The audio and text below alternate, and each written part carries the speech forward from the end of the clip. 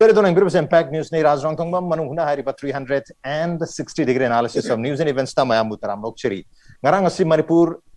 Assembly Secretariat ki maikay dagi koi notification na mathuoga lagliba August ki tang kunna sida Manipur Legislative Assembly gi koi taramat suba Manipur Legislative Assembly gi tarahum direct suba session mipam hai batare monsoon session ai kana ribonong jo mipam si masigi ahan don oiragani hai bagi wahum ni maruina koi state sigi governor na हाइरिबा session असि के दमक समन तौरे हाइबनी मरबदुना लालिबा अगस्त की तांकुन इराय नुमित असिदा हाइरिबा session सि होरगन दु session सि नुमित क्या नि ओइगदुना हाइबदु होजि पावगी ओंदि हाइद्रि लालिबा अगस्त की तांग तरा असिदा मणिपुर लेजिस्लेटिव असेंबली की बिजनेस एडवाइजरी कमिटी हाइबा तारे कमिटी सि की बीएसी की मिफम लै बीएसी की मिफम न तसेंगना हाइरिबा असेंबली सेशन असिदा करम करम बिजनेस लेगदगे बिजनेस सिंग दुगी टाइम एलोकेशन मयाम तौरगनी अदुगा लोइना नुमित तांगदांग ब नुमित हाइतर नुमित निनी ओइदुरि ब्र हुमनी ओइगदु हाइबसि probably BSC na lepok to mari hoji pogi onadi numit kya ni oidon haiba gi wahum dilai tre do bakoina indirectly source gi phangjabu pawda masi tang kun sida horba aduga kulum doi pawba haiba tare aduga kun ma thoge kuni thoi sidi thang jero maijing oibrina session lero eduna kulum doi monday hairiba numit ani sida kun namadi kulum doi sida numit nini gi 2 days ki monsoon session oirba ya haiba gi wahum dileri but madu 1 day oidori bra 2 day oidori hoji pogi ondi confirm oidri nevertheless august tang ani sida laliba august ki tang tara sida BSC की business advisory committee की मिफम लेरी मिफम मसिना वारिप त लरपु यारे अदबु वारिप लरपु तारगस होजि foggy ओइना हारि ब नोंगजु मिफम मसिदा करम ब issue सिंग करम ब एजेंडा सिंग बिजनेस सिंग खलकदगे करी इशू सिंग मरु ओइबो ओइरिबगे अदुगा नुमिनेनी नत्रक नोंगमगी सेशन यागदर बे हाबगी मतंग सिदा खना नेनो गदम तंगसी इम्पैक्ट न्यूज के मनु हुनके थरम द इलेक्शन रले बिरबसी जॉइनिंग अस टुनाइट ऑन मनु हुन्ना बीजेपी मणिपुर प्रदेश की spokesperson veteran politician Ojani Maichang Luang ne ham tat Ojani Maichang Butaranok Cheri, welcome to the show, appreciate your joining. Also joining us Manipur Pradesh Congress Committee MPCC ki spokesperson Oja Loitongbam Tilotamani Oja Tilotamabusu Taranok Cheri, welcome to the show, appreciate your joining too. And also joining us Huyan Lanpao ki editor Oja Maibam Dhanibir Mitaini Oja Dhanibir Busu Taranok Cheri, welcome to the show, appreciate your joining too. Ahan Basi Ojani Maichang Laksarage Oja Hojipogi Wenadi Tangdang Ban Numit Kani Oidun have the Kangre to Governor na tang kuna sida assembly session saman tau khre habagi wafum simati clear oire aduga tang tara sida su akogi BSC gi mifam pangthok na habasu clear ore adubu mamangi akogi yengjat taruk de corona virus ki pandemic se lebna maram oraga 2020 gi august ki tang tara da su no makhatagi oiba session pangthok gi haitare maram uda handa kisu 1 day ge session oigedori bra natraga only 2 day ge session oigedori ba habi yam chaw wahang amlai aduna 1 day natraga 2 day ge session oitaragadi maduna enough oigedori bra issue sing se issue mayam am leri habar pandemic ki issue oibi ai ching phangba phangdab ki issue oibi ai employment ki economy ki tongan ba issue mayam lei marmaduna kari handa ki matang se the public na pamba issue sing se oibi ai kamai thambering ja hams mayam puru khurumjari hojiki assembly si governor na samon tawre assembly secretary na notification thokre business ama numikyani phangudari no khot habadi hojimaki di haibra khar wagi gani maramdi karigino haibu koi chief minister su manipuri mapana laigri aduga hoji kari akoi government gi agenda haitare issue mayamdri yamgre issue gi di madu dongambam ni government gi na agenda kaya la kari lerige do hojimaki di akoi thodona khangba leitri haiba tare aina sum ujabadadi yengjabadadi hojik si akoi gi globally yamna critical oiba matam haiba tare covid-19 coronavirus ki pandemic si leibna maram oidna akoi mi tinba khotpa meeting tawba adagi function tawba gathering to open maksi loin maksi object thingnu leibani assembly da koi phangadori sisu ta sengbagi di sisu gathering makhallamani gathering makhallam warasu madu SOP nga aga phajana akoi gi covid-19 gi protocol gi matungina sillaga phangadori bani aduna khardi critical oiba haitari ne aduna हायरिबा मरक असिदा मरक से लेरिबा लूरिसी कनो बु अखोगी assembly से at least once in 6 months अमुक सी session जी फमद्र बोडी assembly से last तौगदबे assembly से labour वेदबा अदुना mandatory ओइबा position अम लै अदुगा constitutionally अमुक्तंग दि फमदबि आदबने हदि वखंद मदुना अयाम बोइना फंगने नै दमाइना ऐ खंजगे issue गिदि यामग्रे होरेन अखोगी ऐ थंदन ते ngang ग रिजिंग असि अखोगी जर्नलिस्ट कोई कनो यावबिरी दनबि यावबिरी अदगी कांग्रेस की अखोगी ऐगी इसन हाइगद्रा इशा हाइगद्रा तिलो तमा यावरी इशू पुथोबसिदि मोइ मथौने चेंगना रदा Okay. इशू मयाम यामग्रबा इशू दि आइबु यंगजबदि आइना यंगजबदि इशू दि याम लेरे मणिपुर गिदि हौजि हौजिसे लेरिबि इशू मयाम से करमाइना हाइरिबि इशू सिंग से फॉर एग्जांपल कोविड मैनेजमेंट मतंगदा कांग्रेस पार्टी ना यामना हाइरि यामना चौचौबा चार्ज तौरियबा मिस मैनेज तौई इन तिंगबा अदगी इ हदकता इसिंग नोंग तादबदगी लौ उबा याददना लेरुंगैदगी ngasi nongni sida ising nongji yamna tarakna ising chawbi amung laieba sida singa issue mayam si issue di yam lai grajari ba unemployment issue oro amo oro adu hari be issue puna makudi maruina madudi koi go mengi saitagi porakda bunate issue mayam du puthoga khanna badudi madri opposition gi mathau ni ena re ai remind thamjage koi go mengi di marui go mengi agenda kai law pass to ba bill pass to bugumba or tangai padna tawdabya da pol kar tawba adu go mengi agenda business hoge dori bani aduna go mengi di maroi naina mayam da haje ningi je akoi sem je tha to gi mungda mu pham da badi yada ba maroi na that is number 1 adu no hoina phang dor ne haina mai nai thamjage Okay, ozan thambi tha tarke unong da amtang amukte phangda ne habagi wakum se constitution da irgasu lere maramudra madu ki constitutional binding ki makha da tha tarke unong da amutang phamdu ni aduna je covid ki pandemic su leibana maram oiraga session si am tien bagi mami tabir bradi 1 day na traga 2 day da lotion ki abu film ubi ara section mata apni koi seng na da sa go mena id leidna ko curfew to udna ko tna uji paraji amwana re bo ji si curfew si ju issue mani assembly da du go mena di putopri abnate go mengi curfew leibani na uji mayam yam na wara ta ngi da curfew marak da assembly da queen phamba haibu su phamning da bai wadi na te ko ani akoi gi agenda go mengi business su yam na lei da man da na ai yam queen phamba du man de ta sing okay yam queen phanga dong man de du hoji hoji su koi parliament ki lok sabha am de rajya sabha ni ma ki session jo sang na dum phami Nagaland State Assembly ki simbe pham dana garanga si koi ware blow gi paung sing mayam lang na ri haitare aduna ai ojatil to matla chi oja koi gi session se khara dum sang ma thok thabrai na khanje manipur gi issue mayam lei su leri mang da targa covid management gi bo ero mismanagement gi bo ero koi economy gi chetheng phangi ba su bo ero adu gi tongan ba sa thung phang ba phang da mayam dare adu gi koi gi framework agreement gi mari leina bo wafum na sing bu su mayam dare aduna agriculture ki matang da urea phangda ki matang da job loss ki matang da mayam leibani su mayam se soidana khana bibati paungani du hari ba issue mayam se khana si natraga khana roisi business ta hap se lai ba tang tara gi august tara gi koi BSc ki business advisory committee ki mefum da soidna putok thong mali madu gi matungina sigi su sidi khana se khana roisi ya da ba se madu ya ri ba member sing mar oina koi speaker ne chairman ni aduga koi gi house ki leader chief minister yauri aduga leader of the opposition koi congress ki CLP leader oibu bis yauri adu ma mathanda ni koi opposition ki yauri jahari member mayam sigi marakta maramuduna sigi susi yani yaro habne sing musu BSc da khato khasin jadum laktong mali aduna session se adum tien ganen ubi bra na traga masi tenbam thokte an thambir kamai thambiringi mujatilo tama thank you ras matam bibi bagi adu kainoni kakana haibadu ai jumuna tu taja howi adu moi training bagi idea ma leiba male moi kano gi kokta coaching mali government gi kokta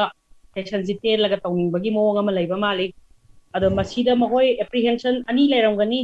aduna amana ai ni han hajar of the masi gi session ji handa ki pali government ji gi aroi session ju oigadra han ju khalle okay the secondly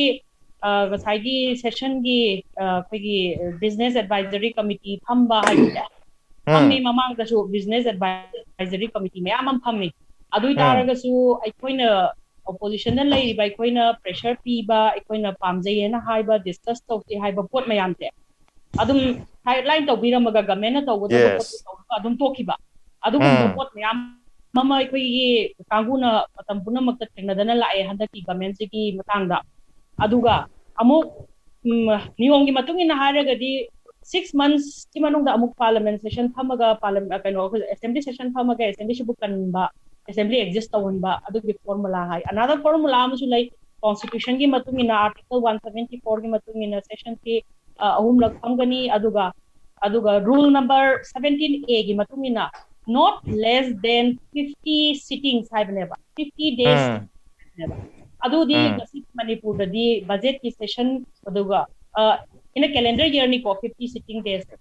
chi paru ba taragadi hoji manipur da so far hoji ba phami di half hour phadri ba ado matam di august yok chale autumn session ni hoji tawite ado autumn session ji aroi ba su oi gado mali handa ki sarkar ki si session jina ado taragadi basi constitution ki binding makha da leitre haibasba ai thamige kanda okay amarom da mo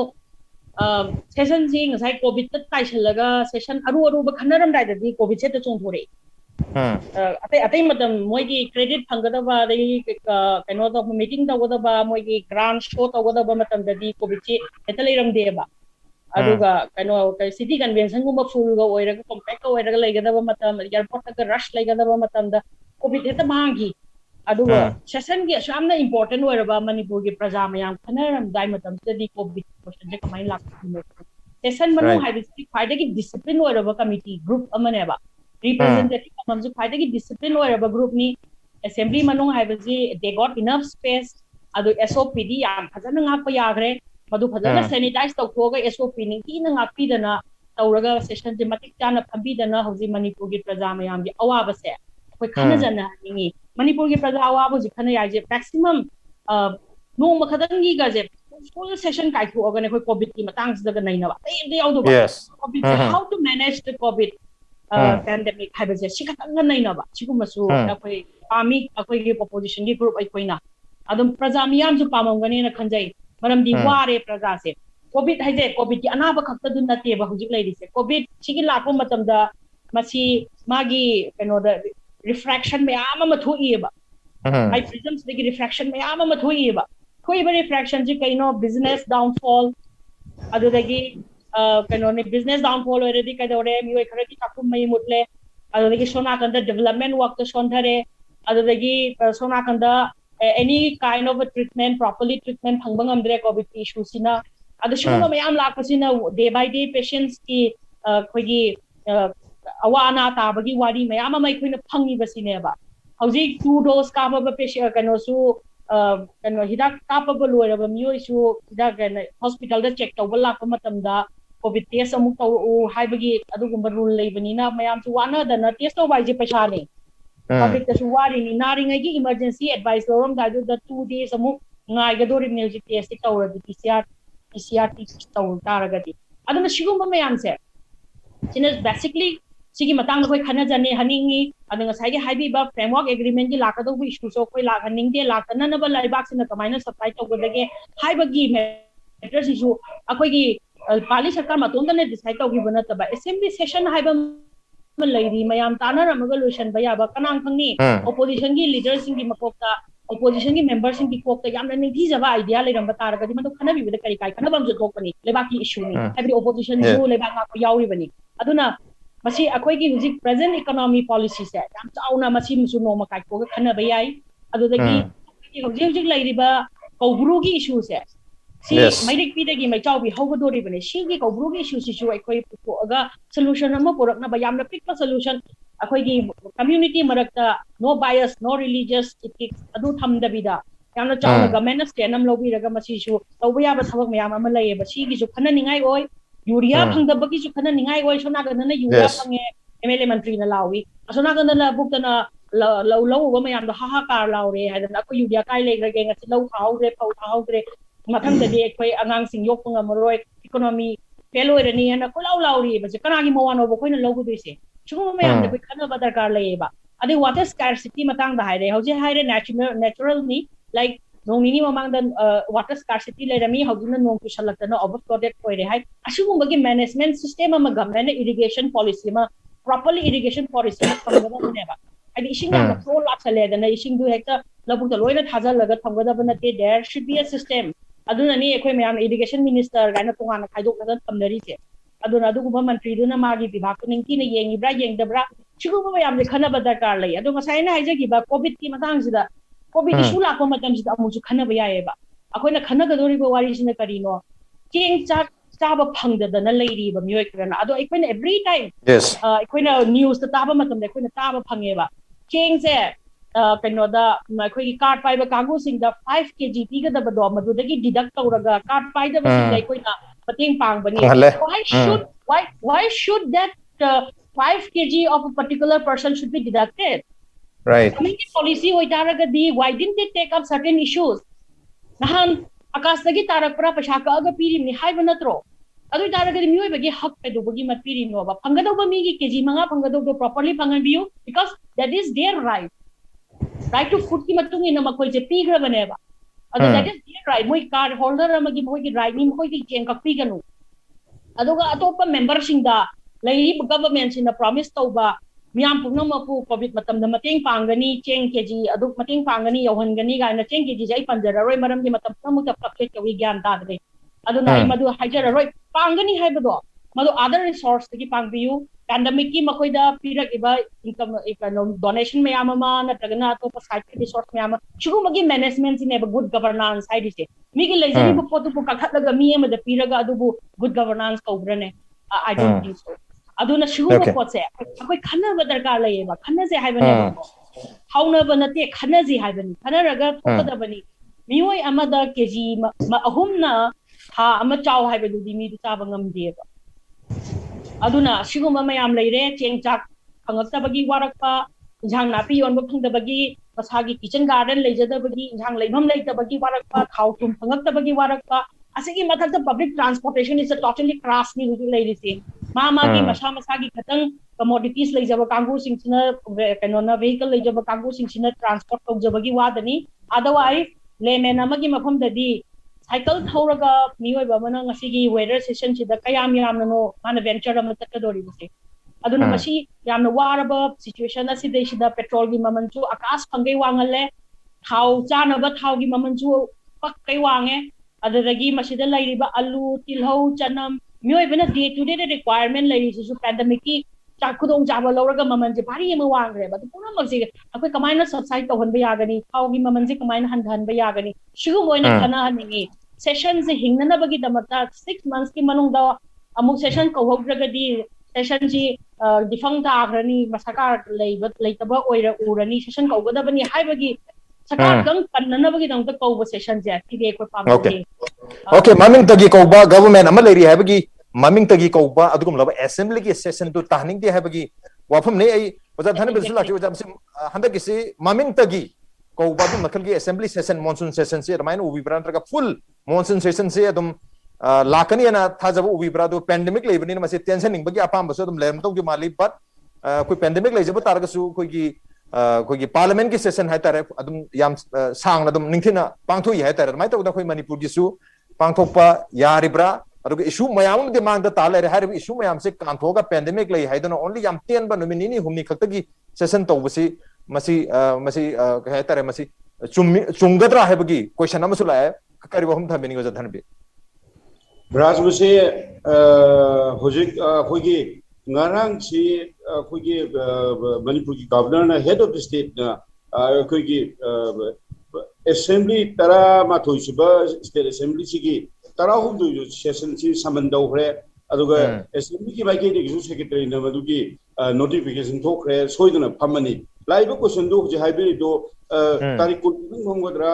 aduga kunma to kunithu si saturday sunday laibanina kulum do or chadara kadra haiba potuni ado hoti kogda lebi kasena makki BAC ki business advisory committee ki meeting si tang tara da phangani haiba meeting si nga adugi notification sina ngasi muk thokpani assembly ki secretary na aduna BAC ki meeting si gi mamang da hairu badi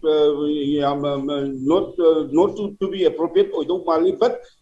yam sangna phamdok mande aduga leiba phiyam si de akoi gi kaurei ba phiyam aduga akoi gi leijeri ba source de akoi na phangba si handaki assembly si raj da singla harakan da lai korambada paisa chataba amna dakina hapaga akhogi lai korambagi akhogi kwa hai adagi adugma mayam ama mathel ama pochang jejang mayam ama machal mayam yaubusida paisa ama dakina ma hapte yadabagi paisa chatabi paisa ani chabi kuma hapagi phiyam da lakado mali aduga masi phiyam da lagadi hoji haibi duni masi tasengna mak manipur miyam gi laibak thibani haibadi ngasai gi Lady Assembly si, Lady Government si, the parliamentary form of government ni, aduga democracy ki wahan duksi bayan loina khangi madudi government of the people, by the people, for the people haibani. Aduna akoi ki assembly si akoi na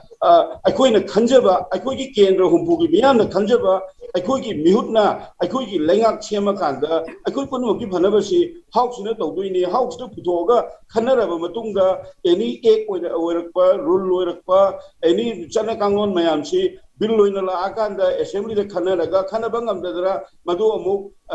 concern advisory committee de ka thara dana decent date tara tona khanaraganda bill du putoga akoi head of the state china governor na assembly kanda ek olaga chanari bini hariba aduna ngasai ki la ibu point di huji ki lady film ho ngasi tarik mari mo do lady film sidri kuina sangna pham do mande masi chungde yamna nungai taba amakhakna yamna nungai taba akoi ki manipur gi miyam na kana ba phangadaba da ojagadaba da madugi mange tawramba mangandaba poram khangna assembly session si now the assembly session Manipur legislative assembly ki session ji hojik laitaba maramna not in session oiba maramna masi mi oire haidna governor na nahan tang aniga tang ahuk assembly samon tawdringi ki mamang tang anida notification ng thoi adugi notification si akoi ki Manipur courts Manipur de laiba Wail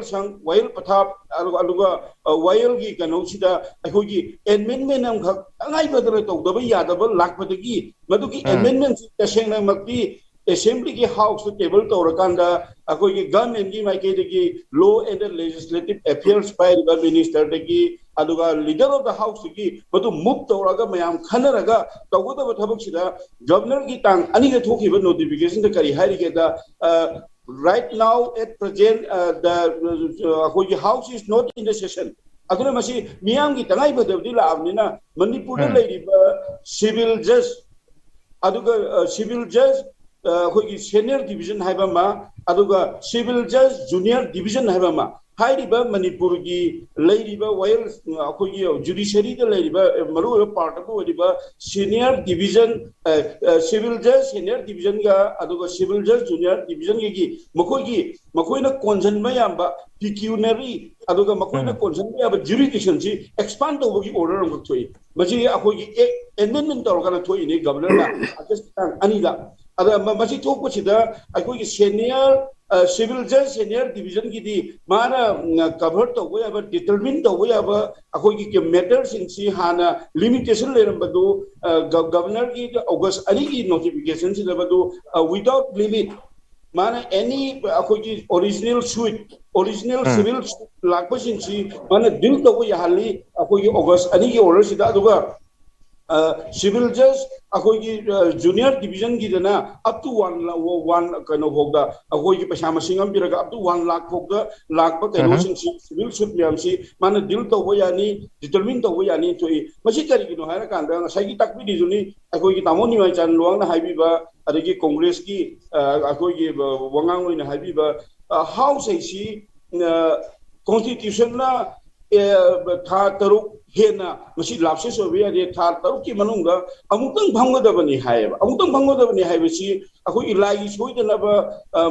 constitution gi param dungang laba phambagi mahuda khara sangla phongdo bu kari ga constitution na amute na phamba ya de na khoi amutang phamba dodra lairiba pandemic si akoi na mayung na re si last year gi 2020 ki March kunanga de ki Manipur pumbada total lockdown laukpani ngasi di akhoi pochi hela abadi aduga pochi kano tawra abadi aduna ngasagi hojik lai di akhoi ngasagi haibi ba SOP adu ada haibalu chumi government na hojik lai ba pandemic sik tagi ngak thokna ba akhoi na protect tawna ba akhoi gi precautionary medical measures ngi manung da yawisi akhoi social distancing ni aduga hand sanitizer sinna ba hand wash to ba adu to ba adu kasi na magtira Manipur lai di ba hojik 11 assembly mapunsi lo silalaba 11 assembly lai si akhoi gi tawon ni salong yawi di akhoi veteran politician adi akhoi kilo tamasu yawi aina haje ni gi akhoi hojik lai si MLA humbu si chudra bane ba yang kai humda ka tangai rabani MLA humbu chudre ba akhoi recently 26 Bishnupur AC lagi Congress ki president su oramba MLA su oramba primary membership oramba amajung mujakra bane ba adu mamangda akhoi disqualify tawkiba lamlai gi adigi akhoi gi kumbi gi leiri then resign tawkiba nauria pakhang lakpagi ti akhoi gi subhachandra leiri adigi tigi how ki tawkhre tamenglong gi jendai tawkhre isam samna hare kan holik leiri ba akhoi gi total strength akhoi gi segment humpu gi leadership se masin ju sudra bani aduna SOP gi adugi adagi kaidu di masin ju handara bina masidi hena sangda phamda bada hena khudong jaba pi nen khali marandi masagi masing handare adu mathakta masang amdana adagi akhoi gi lakaba kamu su yaw ga dorim ni akhoi gi physically gano to ba akhoi gi yahon bagi wana te poisu be su yaw be ai adagi anira poisu su yaw be legislature akhoi house ki member sigi manung ga aduna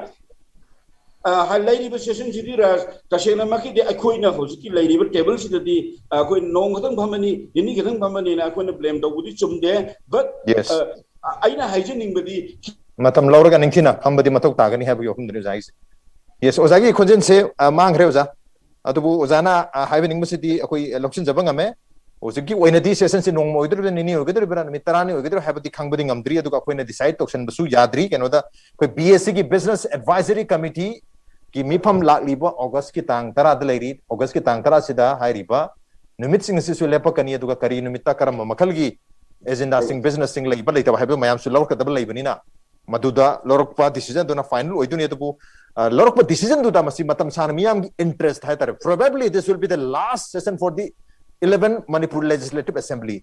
taramoto shiba Manipur Legislative Assembly ki aroiba mifam assembly ki mifam sin orbi abramatan nong mantak ni dalusin bagi mohtam masi khara sang na du leiriba leba ki issue mayam si ningthina covid management dagi horga covid ne piriba tongan bihiram pol tang bagi wero petrol tang bagi wero hospital gi infrastructure gi matang do wero leiriba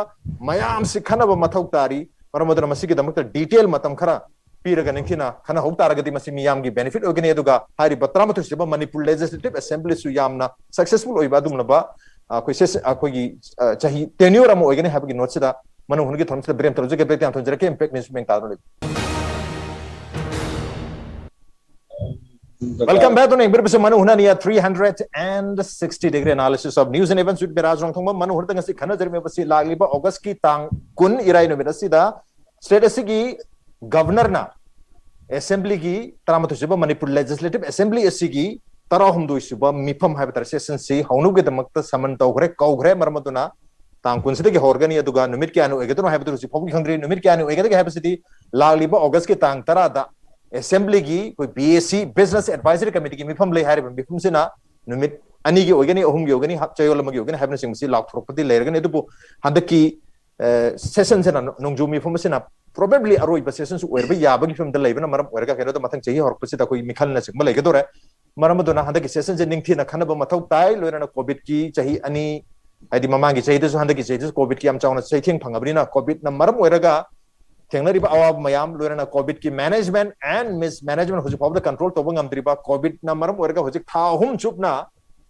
lockdown na chingba haidi curfew na chingba thamjal ku maram werga mayam ge job loss haibatre paktak na job loss wergli ba masina yam chauna economy de chaithing piriba port ki maman tangai ba thabak lawgani haiduna hana lakto khraga chahi hum phar ba hoji pawda thabulu gi thabak process hawdari ba marak seda nauna muk thabak lawgani haiduna che thoroli ba madusu contract basis da lawgani habi wafum na chingba issue mayam tholai cheng su pm jky gi cheng chi kilo manga bio harga hum da mari da suna pire habi na chingba tongal bi issue mayam tholai hari bi issue heap of chaur bi issue mayam se khana mathok ta habni sigi matang da khana Germany matang se ujani ma chandala chagi uja issue mayam lere issue mayam se leben number morega anda ki session se khara sangna ningthi na khana ragadi lenga ki su benefit ogini miyam ki su benefit ogini have hum dunia kari hum thamni uja khoi issue se mayam lere have COVID mismanagement ki horaga issue se series of issues lere yam na chumme aidi koi tilo tamana hai gi ba nana bir no ji hai gi do yam chumme yam sang na phamaning ye ko right aduda ai khoina yam na ten na phamna bai horo bi type to ngang du ti lang ge di ko du ti ai mayam da manipur praja dai hai je ge BJP na manipur gi government hoji palipsina assembly je yam sang na phamdana ba hono bi wal leite yam sang na phamning chima ai akoi assembly da chathari ba business habse mayam su kambiram gani business si makhal ani shui ba ko government business ma non government business business karam lokot kani business amada pung kaya kaya elo to gani numit kya ni gi sitting lai gani sina ching se madu lep ka dor bisi kana lep ka ge hai da madu koi chief minister lep ngam die ba speaker na su lep ngam die ba madu lep ka dor bidi di business advisory committee harje tang tara phungani harje sida ado za business advisory committee ki members sing jai hire up hajar ke number 1 speaker ni assembly speaker na chairman ni number 2 ko deputy speaker le rahe sisu koi ki BJP ki MLA ne hai bata rahe number 3 chief minister leader of the house number 4 leader of the opposition Okram Ibobi number 5 minister Satya Batra number 6 minister Awangbu Niumai number 7 ex minister L Jantakumar number 8 ex minister Karam Sham and number 9 T Robindro hari ba mayam se koi lenga ka samina ba koi minister na targa MLA singa tane only kaino ni nama khang yawni na business advisory committee da khalak po wafum sing mayam se dum reject over ya bi chance wang hai ba reject tawde reasonably voting the circuit of nati ba and I jege business advisory committee se sida lakpa agenda se masi voting the logodam nati ba reasonability mari maram saba issue da le re ba ko si sai ki business advisory committee ki constitution se committee kana kana member we gani has a composition je koi chief minister leader of the house or mama compulsory werani adragi akoi speaker nama chairman ni deputy speaker do magi by virtue of being deputy speaker ma member ni adugi mathatta member sing je political party khudingi akoi gi assembly ki composition le riba members in the composition ki matung inna party sing gi member amam loin yaw gane ba yes awangbo ni ma yaw do he is being member of the NPF ki member hoina yaw bani man Jayant Kumar yaw do as a member of the NPP and being a leader of the legislative party of NPP yaw bani ba aduga Congress party ki hoina mihut amoina chaitra pata yaw bani ba Congress BJP ki wina Congress party ki wina leader of the opposition Sri Oibo bi yauri ba sineba right aduna Congress party ki leader of the opposition mui members su yam bi bani house ki composition da Congress party se yam lingba party amne ba huji sarkar pai da ba han kunipan pai karam badigi huji handagi bna tongal ba maru tongal ba lead aside ai toge duga mari le na da bida Ujiki lego member se yoji se ngamra try bale ngone ba bodi kanu yaw the yam no chawba kanu masing amane ba aduna moiki wata da biya de ba foreign business advisory committee la ga do ri kari business to gune da government ki business kari lei have se first la kani first abi government business lei la kani ujiki lei da ina kanbara government business ti karam makhal wai bill pass to gumba budget pass gumba adagi akoi ki karigumba regulation ma semapu gumba sina government ki business ne ba yes aduga hoji la ka hoji sai dhan pin na habda akoi court ki matang da amendment ni ai ngodal ejatre madugi ama tang ani le thokhe habdo that is called ordinance ne ba adu so ain namne assembly da pass to ba nangdabdagi tangai phadna da ainama leite yadna ainama sengwe to madu ordinance ko yaba adu ordinance to hanak se assembly phamadi that will be regulated hani ordinance to repeal tawraga anu go bill ma introduce tawraga amadu bill to pass or kanda ek wala kaduri bune ba ko aduna hujiki high riba minus sumba possible government gi business ko yaba aduna tabda issue mayam sai hariba sai issue mayam hagi riba di kanogi covid management gi wero hospital gi bed water gi wero oxygen pi wali pen di heavy wero adagi ventilator phangde bo har wero ching in bada duda jadi punamak se masi punamak sigi sidi government gi business ki manung chaloy that is to be taken up by the members of the house by the members of the house other than the government members member di akoi ruling party ki ML su yai ruling party na tabi ML su yai ba la ka da tawru da bunga sai ngana ritu da akoi congress ki akoi tilo tamana sai habi give do akoi BJP na assembly je kui na phaming da ba nong ni phamal luisaning bi aida ko khawakan da express of do madu ki apprehension le do adu di la le maming da ki phang da nate business like da bai wane ba business ti akoi government gi business su arai du puthorokani aruga ngasai mayam na hainari ba ngas handaki phangudori ba assembly session je sin aroi boy oira ba yai haiba do ai gi opinion da di aroi boy amu phangi ne ba tasing ba di amu la kine ba akoi gi la ka du assembly election je 2022 gi by end of February or beginning of March do ai jane ba aru hoji be pa bi August ne ba sirigi matung da thadaren par hum lai ri ba ko thadaren amu pham da bi aroi ma do koi supplementary budget pass to do yaroi ba sina chingba yam la ka ne ba adu masu lai ri aduna hoji le issue di yame ai sin ai je issue di yame khanna bi ge har gadi khanna bi da ba je akoi na impact bi da har ga yaroi ba impact bi da koi 100 kilo ongo te yeli ma gre ching hate hoina khanna tar je in ta je ge ba ko hoji ki pradhan mantri garib kalyan anna yojana di sira 10 kilo manga koi ki napsagi card holder ko yes chinga beneficiary khuding makta 10 kilo manga free the piu hai bane ba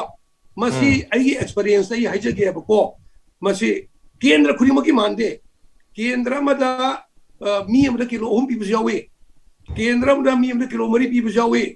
akoi ai gi lejeri ba kendra ai na da election contest of jage hana khanjari ba kendra wangkem kendra ai ja seng madai wangkem kendra hana ai MLA mangara karam me hana da da be anil sulle krai aduga haugi bade andro le pe ba adu handa kei wangkem le ko ne ba wangkem kendra ai wa to bina ina khanbada wangkem kendra hana yelmi se kedo ge bo voter singa kilo manga yele ba card paida voter singa kilo manga yele ba madu lale na DC da complaint tawi DC da complaint tawi DC na order thu ya ba siri napsagi card holder singi beneficiary kuri makta kilo manga wa piwana kari ki noi bo hana akoi da laga kan lai ra ba praja singna lukrabi myam laga hairi keruge bo ai gi card re koi mi manga ya ubni akoi voter list yelaga di voter list yoba voter yoba ni khata pangye mi angang om di chak cha da bra ena haikale ba adu ri kari noi na thiglu kanda hujiki ai voter chanda minging do mai right to cheng bi hum to piram dre ba masi atai kendra thongoni khale mi ato di allegation to kan na factual information tham jabai wane ba aduna hari wafam je ina thobal di sida ai wari sare fonda aduga CM in application kan oma letter amaga ire ba aina ire letter bi na kan thobal isina order thole napsa ka order da beneficiary list yaw sing do 10 kilo manga pi da me order thole hanak de mai na pi re ba adi pangbam thokto mi do pi dre card pangda ba pai da mi du gi pang pi dre card holder ching gi di we phangale ba sina ching ba kunam se khanna ga dab se eta raz ei ma haje ge ba na sai covid ki bu su ching gi bu su adagi ai har phangda bi bu su adagi low we ya da bi bu su lambi phat bi bu su adagi amagi bu su punam khanna ga dab se akoi ni impact bi da ngangna ga assembly da khanna ga dam natte ba assembly da khanna ga dori di ai ta haje ko Manipur ga su kedan kedan to biyo ba sai impact ni video khana bai topic lo khor ka ching mi matang na khana bai wari ni covid management gi tongan khana bai tongan ba adu na te bida ngasi khoina khana ri assembly du gi wa ne ba assembly du gi wa du lak pani na mayam adu ching phajana yeliga yendiga khana dri maram di cha de ba ngasi dai kan bada adu mari madi matang dai yamna hajar ro ba aina hajar ningi di assembly je sang na phaman ba pham da bai je ngasai gi issue mayam je phajana naina da bai je raj ga aiga Dhanabir ga tilok ta ba ga koina akoi member am ta natte ba akoi tawrubu ya ba natte ba adu ki thabak ti kanan tawni that is to be done by the members, the honorable members of the Manipur Legislative Assembly. Exactly, members sing na members sing na tawda bani adu members sing sina tawdringai sida kari work pa yabagi miyam da laiba apprehension ata media is the mirror. Media is reflecting, Impact TV is reflecting the sentiment of the people of Manipur. Oh, adu sume yare adu imtan ru hige ba yan se adu Impact TV na ngasi kana zari se bypass ho budi yaro heta. This is not mere news. Akoi na hajar je Impact TV na har je kana ning hai na to do kana ning hai bane ba assembly da uno muche damne bir na har je assembly da kana ning no ni kha to bu se pen de yam kana ning hai bane ba aina mo hari na madu khana ba hai se kana na lokol ka dage bu the honorable members me amne lokol kadam ne ba leader of the opposition lokol kadam ne ba madu phami ba business advisory committee ki members na business da how ka da bane ba ko how no be proposal to di government da gi woina di honorable chief minister da gi woina di chigum bo isu di puthorapam thokte only these issues will be taken up by the assembly only when the members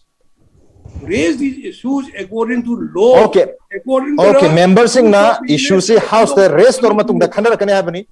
Aduna adu matam se already nominee ko matam fix tawtar gadi members sing na rest of ki tanja phangadra se hoja. Phangani. Okay. Ayat hai Raj my experience. Mayam koi Manipur prajan yang bi ko. Handaki 11 Manipur Legislative Assembly se ai ko yam closely observe to ba. Danabi na pawini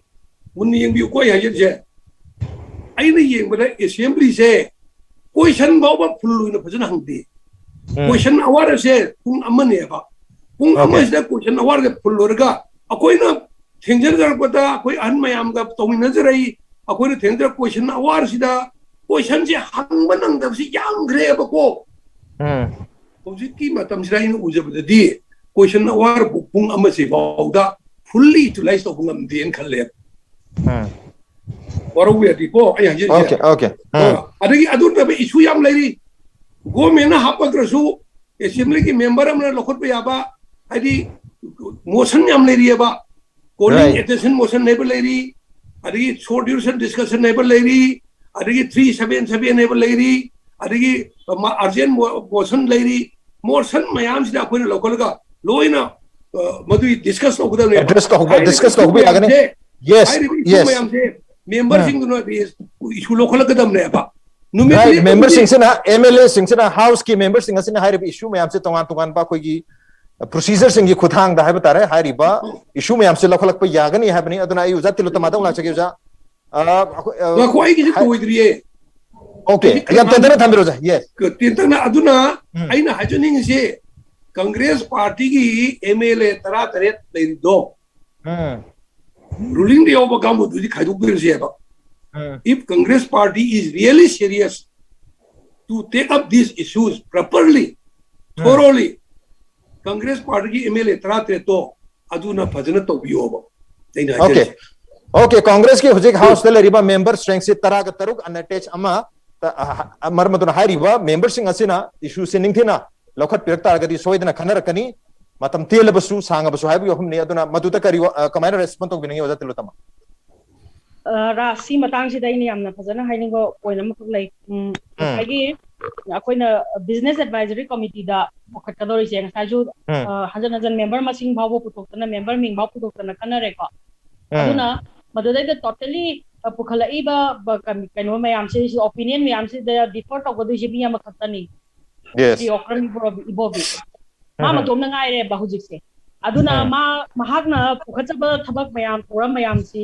advisory committee da mai kano tawi adum overall tawbiraga ngakang moy asigi government gi issue pai ho da ba de non government ngai issue ni khai doki ko government business government non government government non government issue ni khai do eba aduna government ki tawda ya da ba ngai gi bill kai ba mi tika bill me am pidok ragadi tika dar me am no finance to tarak di bole pa do wa do ni do aduna shugum ya gi wari khanari ngai da leba ki covid na shira ba cheng ba gi cha ba phang da ba gi shi ba ashigum ma yam ji kamai khananing duino ji te laba matam si da ado moi de chobe apprehension am su leirangani ekoi na ji kaino na di BJP gi wangang loina di haibiri kaino tawena kana di haibiri akoi gi sigi matang ji akoi na eta numit tension ge sangdo ke haiba na tiena aidi yen ga dra haiba gi chobe apprehension am ngon da leirim ne maram di ka gi no haraga date 26 the Supreme Court na pi hibano mi ne ba 12 parliamentary secretaries gi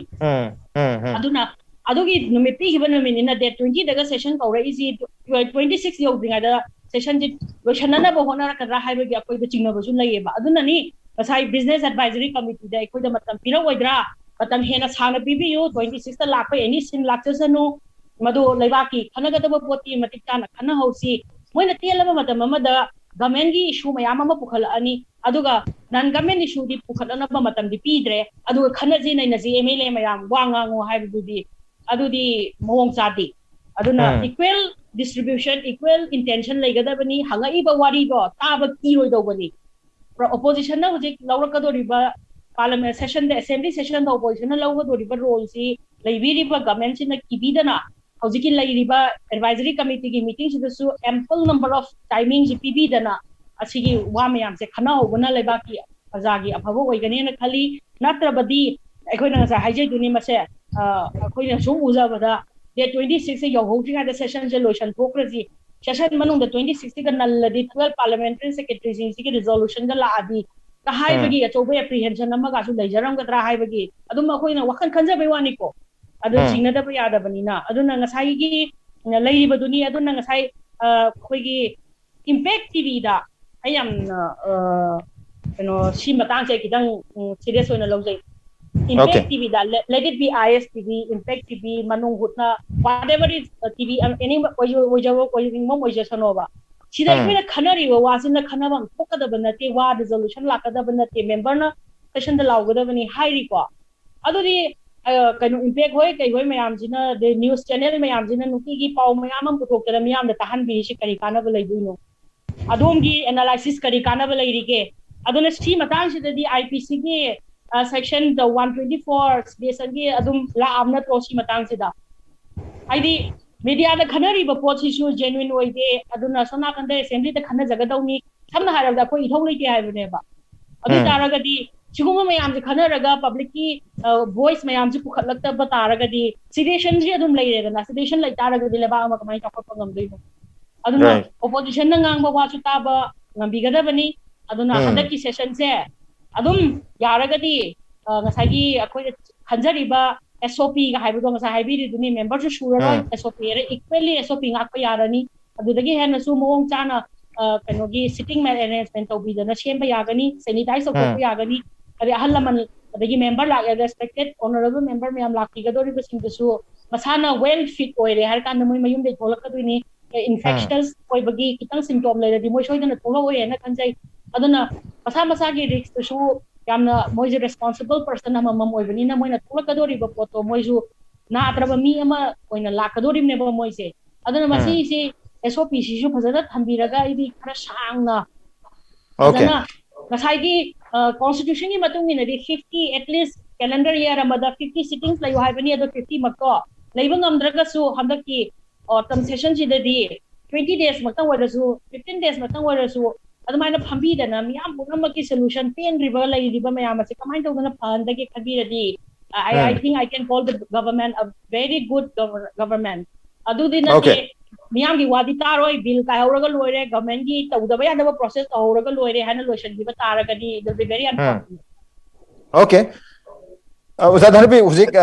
uzatilo to mana thambi ki wafum dasu date 26 ki Supreme Court tagi lakada ba verdict amasu leibri madu gi mamang da session solutioning ba pambagi adun thunu loisalak basu yai habagi nungnang ba lei habagi wafum sing basu thambiri adaga plus oja nimaina takpi ki bata ko gi members sing sina house da pukalaka da ba issue ogeda bani habi wafum su thambani na कोई मरुना opposition की MLA Singh Harib issue Singh सी race तौर कदरिब्रा नत्रगा तौरोइद्रिबा हाबगी नुंगनांग बसु लेरे केनो तो हुजिक से चोंगथोक चोंजिन की सीजन अमसु लेबनिना मदुगी रिफ्लेक्शन सी हाउस द तारकदरा मरमदुना हाउस द हारिब इशू म्याम से निंगथिना पुथोकपंगा मकदरा पुथोइद्रा हाबगी नुंगनांग बसु ले ओजागी करी opinion थमिनी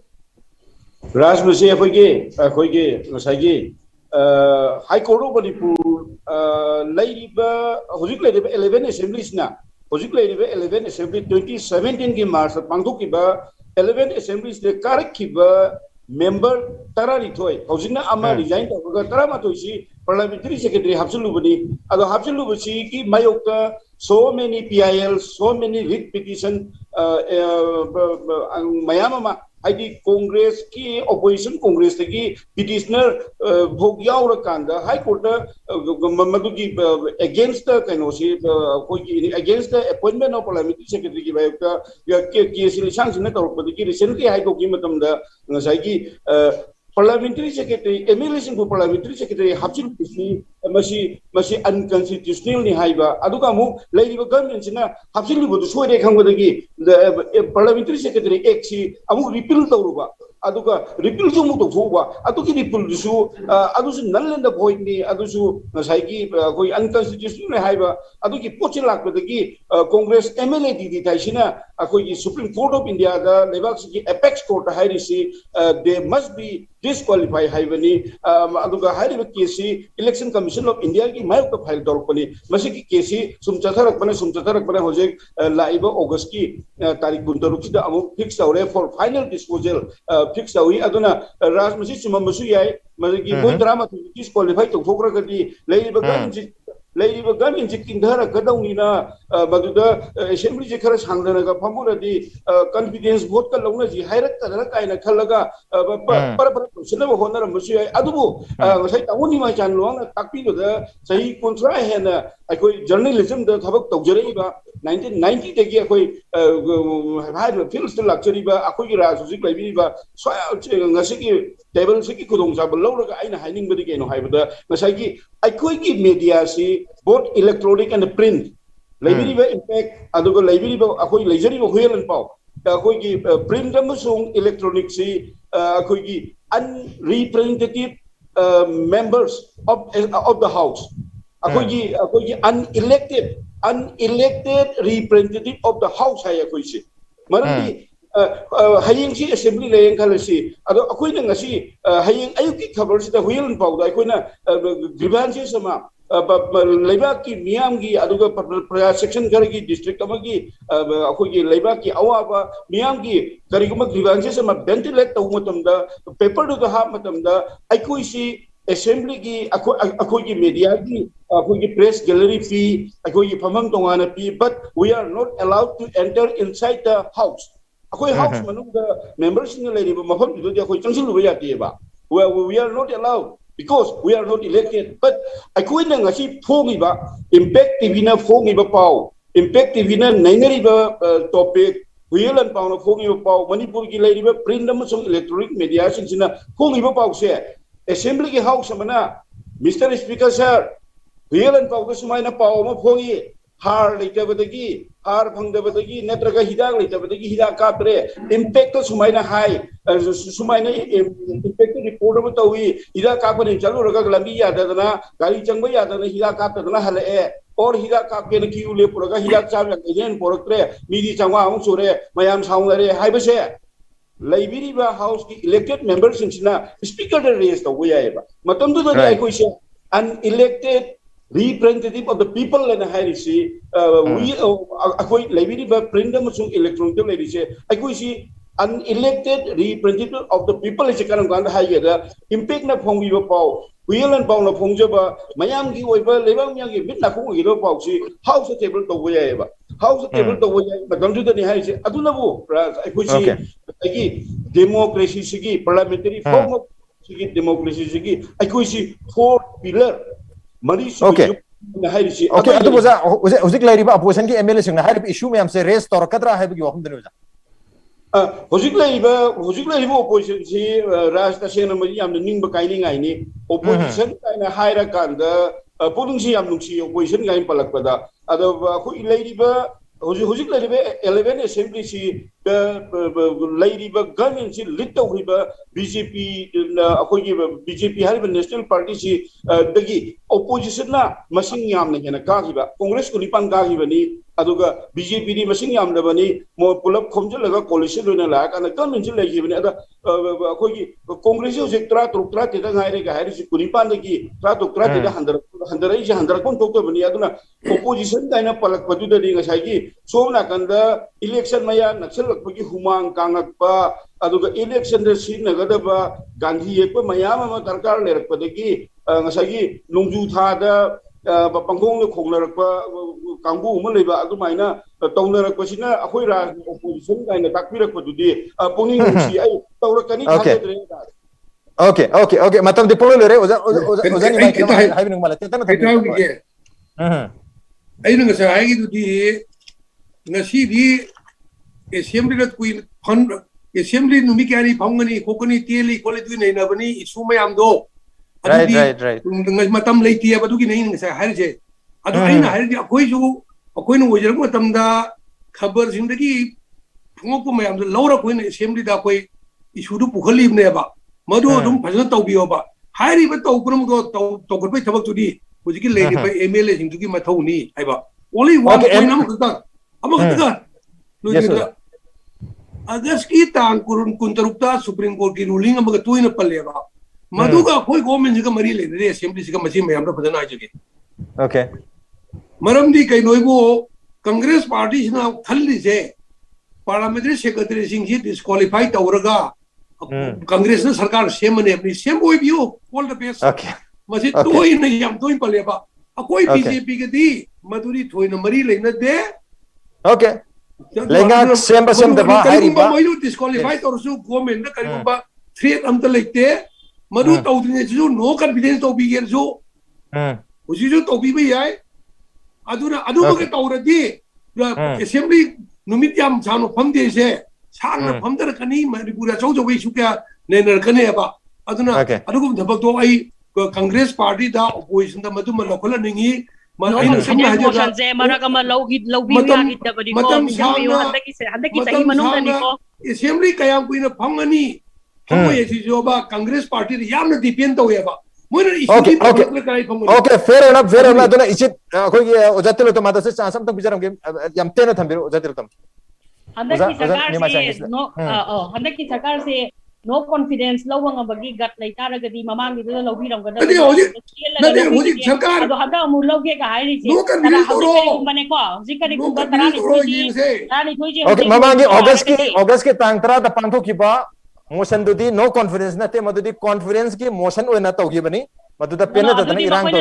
divert tawgi bani issue du language divert tawgi bani ado constitution bu makoi na namjal laga thamki bani madu miyam loya ma khangnari ba ngata Nepali sarkar ngame all right okay fair enough monsoon ki nongjumi pham hai batare august kundagi horgani numit kya ani oigata bano hai basida thu matam dasu madu lauthoragani adubu lauthori ba numit khara aduda akoi lebak hujik mang da tarag leri ba issue mayam side ningthina kanan ba mathau tagani hai basina lebak miyam gi su apam ba soidra oigani aduga lebak ki su soidna benefit oigani habi not sida ngasi manu honagi tharamchi mata chalu shinjargi ngasi tharamchi da ojane mai chan ojate rota mamadi oja dhanabirna online gi khotang da saruk yabi dana tharamchi ba thwa happy khiba amadi mapung phan gi tamta oja humakpu aroi basida amukana tha cha phonok cheri appreciate your joining asina ngasi manu honagi tharong ngasi edition se karam to bi ko kan per pe agane khoi mail id impactvnews@gmail.com natraga khoi Facebook page www.facebook.com/impactvmanipur da join to biraka comment am the feedback tabir ku agane. Well, ladies and gentlemen, thank you so much for joining us from the other side of the screen. Until next time, this is Raz Ranthongam signing off.